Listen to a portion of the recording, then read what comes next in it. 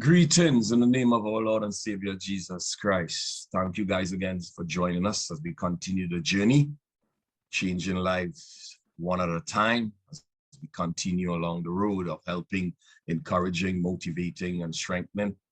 Guys, I want to thank you so much for tuning out today to our set today, in which we're going to be discussing the SATs with Miss Shanice Musgrave. Thank you so much, Shanice, for coming back again. I know you will hear one of the first guests way back when we first started. Thank you, Anthony. You're welcome. I want to thank you so much again for coming on. I know there's a lot of questions that I receive on a weekly basis, Shanice, and I want to ask the guests, please type out your questions, every question that you have. Please note, no question is a foolish question, guys.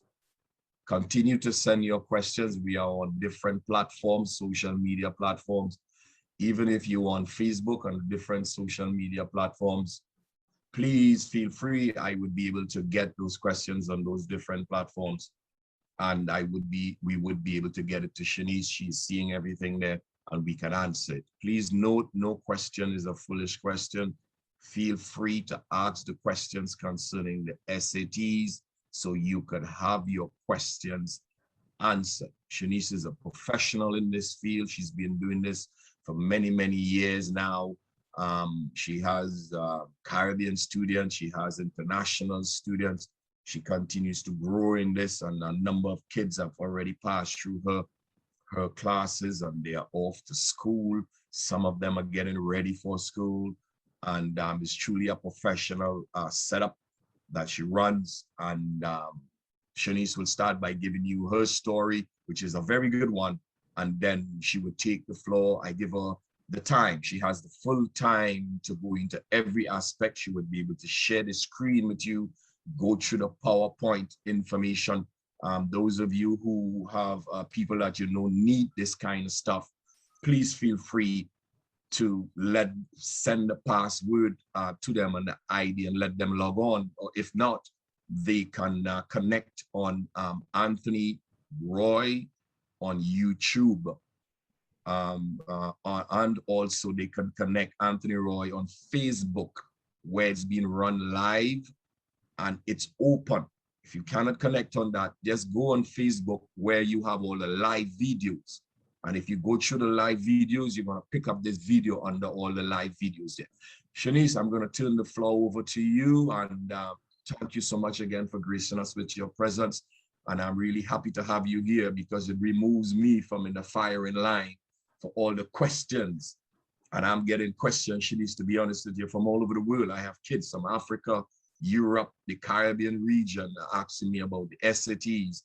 And as I said, I'm going to turn it over to you and put you in the firing line, and you can take it from there. Shanice Musgrave, it's over to you.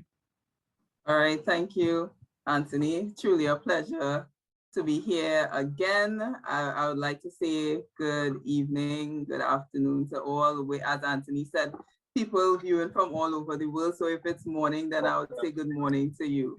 All right, and wherever you are. So it's a pleasure to be here again. So, and I'm going to share with you. Yes, I'm going to, before I get into the SAT presentation, I will give you a bit of context as to who I am. Of course, as Anthony mentioned, I would have been in this area, in this field for quite some time. Just a bit about my origin, you know, born and raised in Trinidad and Tobago. I grew up specifically in Mova, Trinidad, with my Tobagonian grandparents and my Vincentian grandparents, who didn't live too far from each other. So we were always back and forth. And, you know, if for those who are attending, you know, coming from Mova, and just for some context for those in TNT, my first secondary school attended was Mova Laventille for 1 year, and then transferred to St. James Secondary. And from St. James, I went on to Polytech for sixth form government. For sixth form, and then spent some time, moved on to US University. I played basketball for some time prior to that. And I was in basketball for about 2 or 3 years, and then moved on to university. I attended New York Institute of Technology, also known as New York Tech, NYIT, at the Manhattan campus, where I completed my first degree in biomedical engineering. And I, as a student, an international student in the US, I became very involved or engaged on campus. So that meant that as soon as I got there, I got into, student life in terms of being involved with student clubs and organizations, student activities, even became a trendsetter on the campus, starting one of the very first Christian organizations at that first campus, at that campus that I attended, and then, refueling some other clubs that were dormant for some time, and also sat on the student government.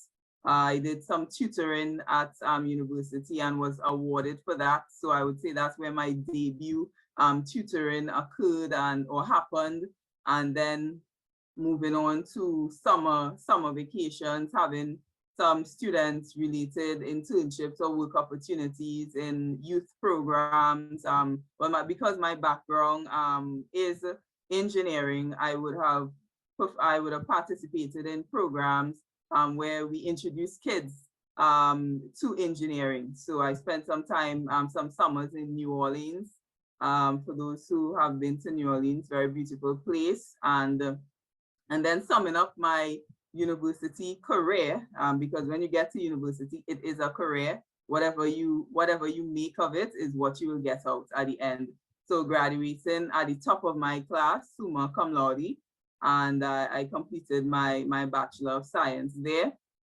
And I had my ups and downs with my academic journey. Was not always the tip-top student. I had moments where I sat on merit lists throughout primary school or secondary school, and then I had moments where I felt like a failure. And coming out of all of those experiences, did not get into I actually wanted to go off to UE after sixth form to do medicine, but that did not work out, and it definitely was God's plan for me to attend US University. I will not take it back.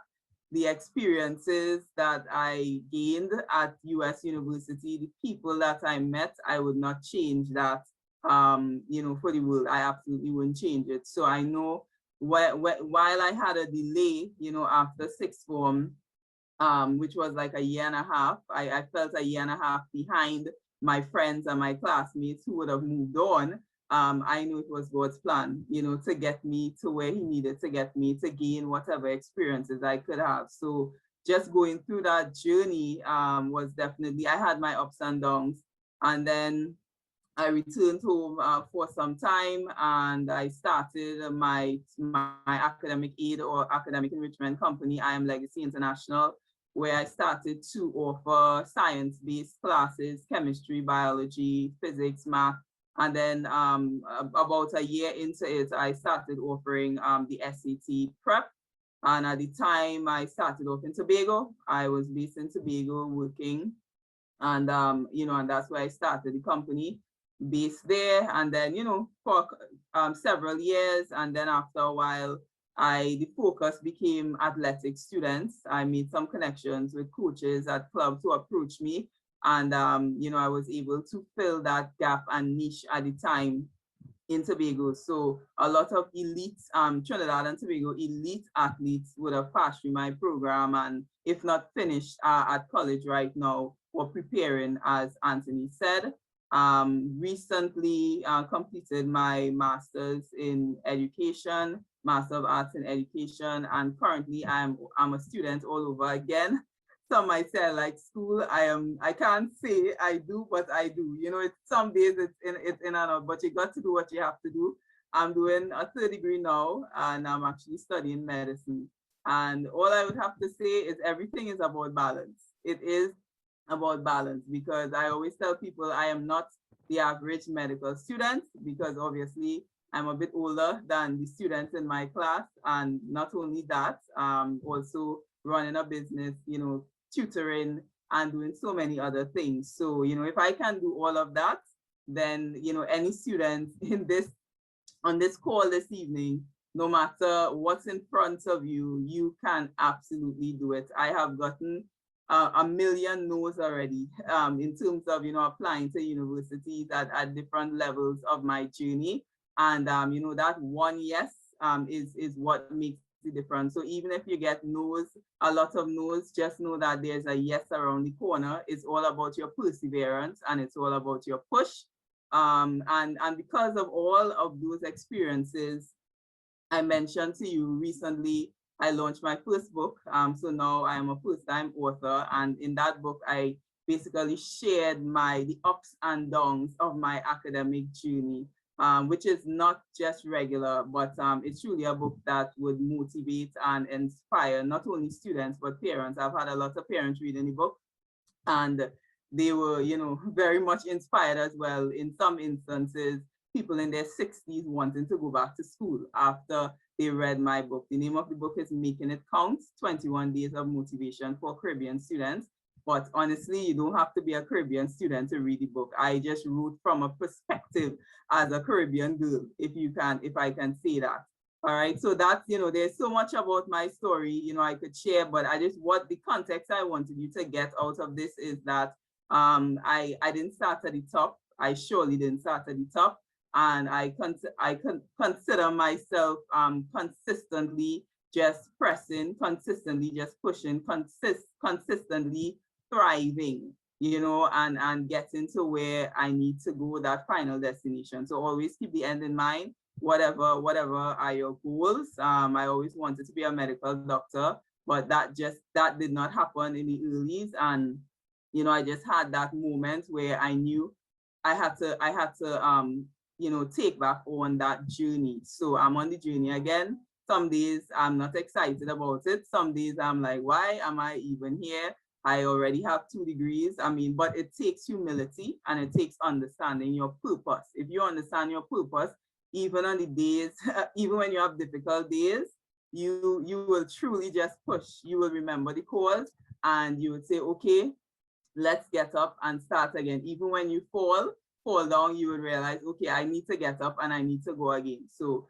just to give you some context, no matter where you're from, what you're trying to do, it is truly all possible, as as Anthony would say, and as I would say, all things are possible through Christ who gives me strength. I'm a believer. So that is the language that I would also speak. And it really is only by the grace of God that I am where I am today. So I want to get into the SAT presentation. I hope to bring a lot of context to you. And I really took some time to go through the information to ensure that, you know, I am as thorough as possible this evening. So again, as Anthony said, feel free to, you know, write down your questions, save your questions so that I would answer at the end. All right, so we'll get into it. I already spoke to you about myself. So objectives this evening, I want to talk to you a bit about the exam. So I'll give you an exam insider. I want to talk to you about my prep course and just mention some additional services or things that I do. So to talk about the exam, and of course, remember, you know, if you have any notes, make your notes, make the necessary information. All right, so a little bit about the exam. What is the SAT? So the SAT is a paper-based standardized test used for college admissions in the United States, or sometimes I say used for matriculation into US colleges or universities. And just to give you a bit about the components of the exam, it is fully multiple choice with 2 main subject areas, which is mathematics and English. So these are some of the exam basics. So the length of the exam is 3 hours long. And of course, I mentioned the main subjects would be math and English. So we have 4 sections on the exam, 2 sections of math that will be out of 800, a score of 800, where the lowest score would be 200. And then we have 2 sections of English, which is called the evidence-based reading and writing, and that is out of 800, where the lowest score would be 200. The highest score that you could possibly get, of course, is 1600, where, of course, the lowest score is 400. And just to give you some context, the average score is 1060.